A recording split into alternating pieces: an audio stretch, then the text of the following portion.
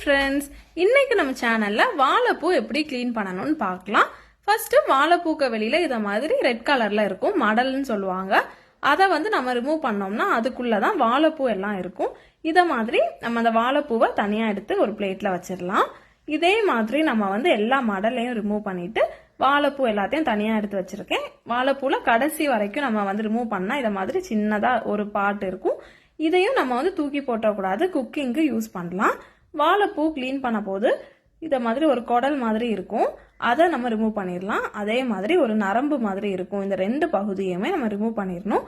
ஒரு பிளாஸ்டிக் இது மாதிரி இருக்கும், அதையும் இந்த நரம்பையும் ரிமூவ் பண்ணி தனியா எடுத்து வச்சுட்டு அப்புறம் வாழைப்பூவை சின்ன சின்னதா கட் பண்ணி உடனே நம்ம மோர்ல இல்லைன்னா அரிசி கழுவின தண்ணியில போட்டுறணும், இல்லைன்னா கலர் சேஞ்ச் ஆயிரும்.